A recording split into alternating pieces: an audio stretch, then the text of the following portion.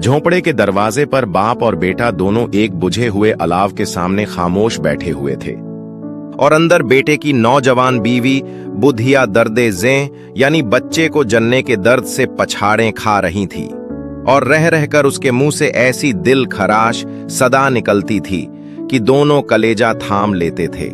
जाड़ों की रात थी, फजा सन्नाटे में गर्क, सारा गांव तारीकी में जज्ब हो गया था।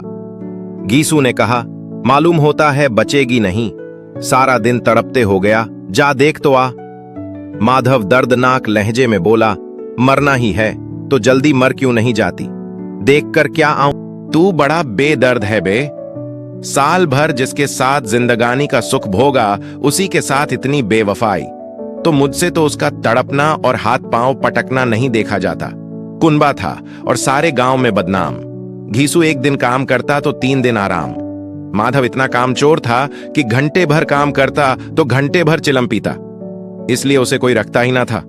घर में मुट्ठी भर अनाज भी मौजूद हो तो उनके लिए काम करने की कसम थी। जब 2-1 फाके हो जाते तो घीसू दरख्तों पर चढ़कर लकड़ी तोड़ लाता और माधव बाजार से बेच लाता, और जब तक वो पैसे रहते दोनों इधर उधर मारे मारे फिरते। जब फाके की नौबत आ जाती तो फिर लकड़ियां तोड़ते या कोई मजदूरी तलाश करते। गांव में काम की कमी ना थी, काश्तकारों का गांव था। मेहनती आदमी के लिए 50 काम थे, मगर उन दोनों को लोग उसी वक्त बुलाते जब 2 आदमियों से एक का काम पाकर भी कनात कर लेने के सिवा और कोई चारा ना होता। काश दोनों साधु होते तो उन्हें कनात और तवक्कुल के लिए ज़ब्ते नफ्स की मुतलक जरूरत ना होती। ये उनकी खिलकी सिफत थी, यानी पैदाइशी फितरत थी। अजीब जिंदगी थी उनकी।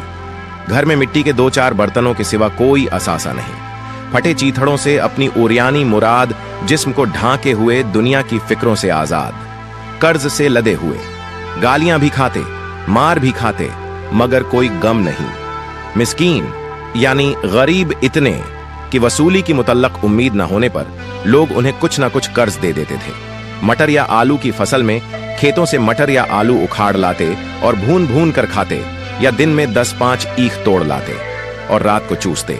घीसू ने इसी जाहिदाना अंदाज में 60 साल की उम्र काट दी और माधव भी सादतमंद बेटे की तरह बाप के नक्शे कदम पर चल रहा था, बल्कि उसका नाम और भी रोशन कर रहा था। उस वक्त भी दोनों अलाव के सामने बैठे हुए आलू भून रहे थे जो किसी के खेत से खोद लाए थे। घीसू की बीवी का तो मुद्दत हुई इंतकाल हो गया था। माधव की शादी पिछले साल हुई थी। जब से ये औरत आई थी उसने इस खानदान में तमद्दुन की बुनियाद डाली थी, यानी तहजीब की बुनियाद डाली। पिसाई करके घास छील कर वो सेर भर आटे का इंतजाम कर लेती थी और इन दोनों बेगैरतों का दोजख भरती रहती थी। जब से वो आई ये दोनों और भी आराम तलब और आलसी हो गए थे, बल्कि कुछ अकड़ने भी लगे थे। कोई काम करने को बुलाता तो बेनियाजी की शान में 2 गुनी मजदूरी मांगते।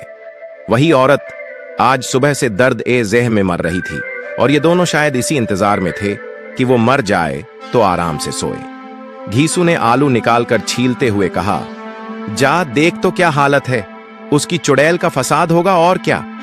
यहां तो ओझा भी 1 रुपये मांगता है, किसके घर से आए। माधव को अंदेशा था कि वो कोठरी में गया तो घीसू आलूओं का बड़ा हिस्सा साफ कर देगा। बोला, मुझे वहां डर लगता है। डर किस बात का है, मैं तो यहां हूं ही, तो तुम ही जाकर देखो ना।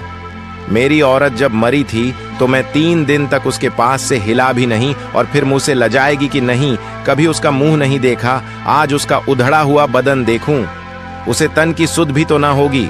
मुझे देख लेगी तो खुलकर हाथ पांव भी ना पटक सकेगी। मैं सोचता हूं कि कोई बाल बच्चा हो गया तो क्या होगा। सौंठ, गुड़, तेल कुछ भी तो नहीं है घर में, सब कुछ आ जाएगा। भगवान बच्चा दें तो जो लोग अभी 1 पैसा नहीं दे रहे हैं वही तब बुला कर देंगे। मेरे तो लड़के हुए, घर में कुछ भी ना था, मगर इस तरह हर बार काम चल गया। जिस समाज में रात दिन मेहनत करने वालों की हालत उनकी हालत से कुछ बहुत अच्छी ना थी, और किसानों के मुकाबले में वो लोग जो किसानों की कमजोरियों से फायदा उठाना जानते थे, कहीं ज्यादा फारिग उल बाल थे। वहां इस किस्म की जहनियत का पैदा हो जाना कोई ताज्जुब की बात नहीं थी। हम तो कहेंगे घीसू किसानों के मुकाबले में ज्यादा बारीक बीन था और किसानों की तही दिमाग मजमे में शामिल होने के बदले शातिरों की फितना पर्दाज जमात में शामिल हो गया था। हाँ, उसमें यह सलाहियत ना थी कि शातिरों के आईनो आदाब की पाबंदी भी करता। इसीलिए ये जहां उसकी जमात के और लोग गांव के सरगना और मुखिया बने हुए थे, उस पर सारा गांव अंगुश्त नुमाई कर रहा था। फिर भी उसे ये तस्कीन तो थी ही कि अगर वो खस्ता हाल है तो कम से कम उसे किसानों की सी जिगर तोड़ मेहनत तो नहीं करनी पड़ती और उसकी सादगी और बेजबानी से दूसरे बेजा फायदा तो नहीं उठाते। दोनों आलू निकाल निकाल कर जलते जलते खाने लगे। कल से कुछ भी नहीं खाया था। इतना सब्र ना था कि उन्हें ठंडा हो जाने दें। कई बार दोनों की जबानें जल गईं। छिल जाने पर आलू का बैरूनी हिस्सा तो ज्यादा गर्म ना मालूम होता था, लेकिन दांतों के तले पड़ते ही अंदर का हिस्सा जबान और हल्क और तालू को जला देता था। और इस अंगारे को मुंह में रखने से ज्यादा खैरियत इसी में थी कि वो अंदर पहुंच जाए। वहां उसे ठंडा करने के लिए काफी सामान थे, इसलिए दोनों जल्द जल्द निगल जाते थे। हालांकि इस कोशिश में उनकी आंखों से आंसू निकल आते। घीसू को उस वक्त ठाकुर की बारात याद आई जिसमें 20 साल पहले वो गया था। उस दावत में उसे जो सैरी नसीब हुई थी वो उसकी जिंदगी में एक यादगार वाकया थी और आज भी उसकी याद ताजा थी। वह बोला वो भोज नहीं भूलता। तब से फिर इस तरह का खाना और भर पेट नहीं मिला। लड़की वालों ने सबको पूड़ियां खिलाई थीं, सबको। छोटे बड़े सबने पूड़ियां खाईं और असली घी की चटनी, रायता, 3 तरह के सूखे साग, एक रसेदार तरकारी, दही, चटनी, मिठाई। अब क्या बताऊं कि उस भोज में कितना स्वाद मिला। कोई रोक नहीं थी। जो चीज चाहो मांगो और जितना चाहो खाओ। लोगों ने ऐसा खाया कि किसी से पानी ना पिया गया, मगर परोसने वाले हैं कि सामने गर्म गोल गोल महकती हुई कचौरियां डाल देते हैं। मना करते हैं नहीं चाहिए, मगर वो हैं कि दिए जाते हैं। और जब सब ने मुंह धो लिया तो एक एक बीड़ा पान भी मिला, मगर मुझे पान लेने की कहां सुध थी। खड़ा ना हुआ जाता था। झटपट जाकर अपने कंबल पर लेट गया। ऐसा दरिया दिल था वो ठाकुर। माधव ने उन तकल्लुफात का मजा लेते हुए कहा, अब हमें कोई ऐसा भोज खिलाता। अब कोई क्या खिलाएगा। वो जमाना दूसरा था। अब तो सबको किफायत सूझती है। शादी ब्याह में मत खर्च करो, क्रियाकर्म में मत खर्च करो। पूछो गरीबों का माल बटोर बटोर कर कहां रखोगे। मगर बटोरने में तो कमी नहीं है। हां, खर्च में किफायत सूझती है। तुमने एक 20 पूड़ियां खाई होंगी, 20 से ज्यादा खाई थी। मैं 50 खा जाता। 50 से कम मैंने भी ना खाई होंगी। अच्छा पट्ठा था, तू उसका आधा भी नहीं है। आलू खाकर दोनों ने पानी पिया और वहीं अलाव के सामने अपनी धोतियां ओढ़कर पांव पेट में डालकर सो रहे, जैसे 2 बड़े बड़े अजदहे कुंडलियां मारे पड़े हों और बुधिया अभी तक कराह रही थी। सुबह को माधव ने कोठरी में जाकर देखा तो उसकी बीवी ठंडी हो गई थी। उसके मुंह पर मक्खियां भिनक रही थीं। पथराई हुई आंखें ऊपर टगी हुई थीं। सारा जिस्म खाक में लथपथ हो रहा था। उसके पेट में बच्चा मर गया था। माधव भागा हुआ घीसू के पास आया और फिर दोनों जोर जोर से हाय हाय करने और छाती पीटने लगे। पड़ोस वालों ने यह आहोजारी सुनी तो दौड़ते हुए आए और रस्म कदीम के मुताबिक गमजदों की तशफ़ी करने लगे, यानी तसल्ली देने लगे। मगर ज्यादा रोने धोने का मौका ना था। कफन की और लकड़ी की फिक्र करनी थी। घर में तो पैसा इस तरह गायब था जैसे चील के घोंसले में मांस। बाप बेटे रोते हुए गांव के जमींदारों के पास गए। वो उन दोनों की सूरत से नफरत करते थे। कई बार उन्हें अपने हाथों पीट चुके थे। चोरी की इल्लत में, वादे पर काम न करने की इल्लत में। पूछा, क्या है बेघिसुआ, रोता क्यों है? अब तो तेरी सूरत ही नजर नहीं आती। अब मालूम होता है तुम इस गांव में नहीं रहना चाहते। घीसू ने जमीन पर सर रखकर आंखों में आंसू भरते हुए कहा, सरकार बड़ी बिपता में हूं। माधव की घर वाली रात गुजर गई। दिन भर तड़पती रही सरकार। आधी रात तक हम दोनों उसके सिरहाने बैठे रहे। दवा दारू जो कुछ हो सका सब किया, मगर वो हमें दगा दे गई। अब कोई एक रोटी देने वाला नहीं रहा मालिक। तबाह हो गए, घर उजड़ गया। आपका गुलाम हूं, अब आपके सिवा उसकी मिट्टी कौन पार लगाएगा। हमारे हाथ में जो कुछ था वो सब दवा दारू में उठ गया। सरकार ही की दया होगी तो उसकी मिट्टी उठेगी। आपके सिवा और किसके द्वार पर जाऊं? जमींदार साहब रहम दिल आदमी थे, मगर घीसू पर रहम करना काले कंबल पर रंग चढ़ाना था। जी में तो आया कह दें, चल दूर हो, यहां से लाश घर में रखकर सड़ा। यूं तो बुलाने से भी नहीं आता, आज जब गर्ज पड़ी तो आकर खुशामद कर रहा है। हरामखोर कहीं का बदमाश। मगर ये गुस्से या इंतकाम का मौका नहीं था। तो अन ओ करहण यानी इच्छा या अनिच्छा से 2 रुपये निकाल कर फेंक दिए, मगर तशफ्फी का एक कलमा भी मुंह से ना निकाला। उसकी तरफ ताका तक नहीं, गोया सर का बोझ उतारा हो। जब जमींदार साहब ने 2 रुपये दिए तो गांव के बनिए महाजनों को इनकार की जुर्रत क्यों कर होती। घीसू जमींदार के नाम का ढिंडोरा पीटना जानता था। किसी ने 2 आने दिए, किसी ने 4 आने। 1 घंटे में घीसू के पास 5 रुपये की माकूल रकम जमा हो गई। किसी ने घल्ला दे दिया, किसी ने लकड़ी, और दोपहर को घीसू और माधव बाजार से कफन लाने चले और लोग बांस वांस काटने लगे। गांव की रकीक उल कल्ब औरतें यानी रहम दिल औरतें आकर लाश को देखती थीं और उसकी बेबसी पर 2 बूंद आंसू गिराकर चली जाती थीं। बाजार में पहुंचकर घीसू बोला, लकड़ी तो उसे जलाने भर की मिल गई है, क्यों माधव? माधव बोला, हाँ लकड़ी तो बहुत है, अब कफन चाहिए तो कोई हल्का सा कफन ले लें। हाँ और क्या, लाश उठते उठते रात हो जाएगी। रात को कफन कौन देखता है? कैसा बुरा रिवाज है कि जिसे जीते जी तन ढांकने को चीथड़ा ना मिले, उसे मरने पर नया कफन चाहिए। और क्या रखा रहता है, यही 5 रुपए पहले मिलते तो कुछ दवा दारू करते। दोनों एक दूसरे के दिल का माजरा मानवी तौर पर समझ रहे थे, यानी असली बात। बाजार में इधर उधर घूमते रहे, यहां तक कि शाम हो गई। दोनों इत्तेफाक से या अमदन यानी जानबूझकर एक शराब खाने के सामने आ पहुंचे और गोया किसी तयशुदा फैसले के मुताबिक अंदर गए। वहां जरा देर तक दोनों तजब्जुब यानी शक की हालत में खड़े रहे। फिर घीसू ने एक बोतल शराब ली, कुछ गजक ली और दोनों बरामदे में बैठकर पीने लगे। कई कुज्जियां पहम पीने के बाद दोनों सुरूर में आ गए। घीसू बोला, कफन लगाने से क्या मिलता, आखिर जल ही तो जाता, कुछ बहू के साथ तो ना जाता। माधव आसमान की तरफ देखकर बोला, गोया फरिश्तों को अपनी मासूमियत का यकीन दिला रहा हो। दुनिया का दस्तूर है, यही लोग बामनों को हजारों रुपए क्यों देते हैं? कौन देखता है परलोक में मिलता है या नहीं? बड़े आदमियों के पास धन है, फूंकें, हमारे पास फूंकने को क्या है? लेकिन लोगों को क्या जवाब दोगे? लोग पूछेंगे कि कफन कहां है। घीसू हंसा, कह देंगे कि रुपये कमर से खिसक गए, बहुत ढूंढा मिले नहीं। माधव भी हंसा। इस गैर मुतवक्के यानी बिना उम्मीद की खुश नसीबी पर कुदरत को इस तरह शिकस्त देने पर बोला, बड़ी अच्छी थी बेचारी, मरी भी तो खूब खिला पिलाकर।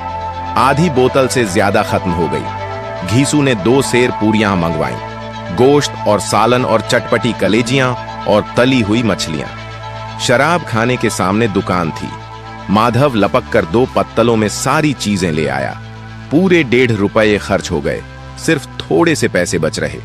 दोनों उस वक्त इस शान से बैठे हुए पूरियां खा रहे थे जैसे जंगल में कोई शेर अपना शिकार उड़ा रहा हो। न जवाबदेही का खौफ था, न बदनामी की फिक्र। ज़ौफ़ के इन मराहिल को उन्होंने बहुत पहले तय कर लिया था। घीसू फलसफियाना अंदाज से बोला, हमारी आत्मा प्रसन्न हो रही है तो क्या उसे पुण्य ना होगा? माधव ने सरे अकीदत झुकाकर तस्दीक की, जरूर से जरूर होगा। भगवान तुम अंतर्यामी हो, उसे बैकुंठ ले जाना यानी जन्नत। हम दोनों हृदय से उसे दुआ दे रहे हैं। आज जो भोजन मिला वो कभी उम्र भर ना मिला था। एक लम्हे के बाद माधव के दिल में एक तशवीश पैदा हुई। बोला, क्यों दादा, हम लोग भी तो वहां एक ना एक दिन जाएंगे ही। घीसू ने इस तिफलाना सवाल का यानी बचकाना सवाल का कोई जवाब ना दिया। माधव की तरफ पुरमलामत अंदाज से देखा। जो वहां हम लोगों से पूछेगी कि तुमने हमें कफन क्यों ना दिया तो क्या कहेंगे? कहेंगे तुम्हारा सर। पूछेगी तो जरूर, तू कैसे जानता है उसे कफन ना मिलेगा? मुझे अब गधा समझता है। मैं 60 साल दुनिया में क्या घास खोदता रहा हूं। उसको कफन मिलेगा और इससे बहुत अच्छा मिलेगा जो हम देंगे। माधव को यकीन ना आया। बोला, कौन देगा? रुपये तो तुमने चट कर दिए। घीसू तेज हो गया। मैं कहता हूं उसे कफन मिलेगा तो मानता क्यों नहीं? कौन देगा बताते क्यों नहीं? वही लोग देंगे जिन्होंने अबके दिया। हाँ, वो रुपये हमारे हाथ ना आएंगे, और अगर किसी तरह आ जाएं तो फिर हम इस तरह बैठे पिएंगे और कफन तीसरी बार लेगा। जो जो अंधेरा बढ़ता था और सितारों की चमक तेज होती थी, मय खाने की रौनक भी बढ़ती जाती थी, यानी शराब खाने की। कोई गाता था, कोई बहकता था, कोई अपने रफीक के गले लिपटा जाता था, कोई अपने दोस्त के मुंह से सागर यानी शराब का प्याला लगाए देता था। वहां की फजा में सुरूर था, हवा में नशा। कितने तो चुल्लू में ही उल्लू हो जाते हैं। यहां आते थे तो सिर्फ खुद फरामोशी यानी भूलने का मजा लेने के लिए। शराब से ज्यादा यहां की हवा से मसरूर होते थे। जीस्त की बला यानी जिंदगी की बला यहां खींच लाती थी, और कुछ देर के लिए वो भूल जाते थे कि वो जिंदा हैं या मुर्दा हैं, या जिंदा दरगोर यानी सख्त मुसीबत में हैं। और ये दोनों बाप बेटे अब भी मजे ले के चुस्कियां ले रहे थे। सबकी निगाहें उनकी तरफ जमी हुई थीं। कितने खुश नसीब हैं दोनों।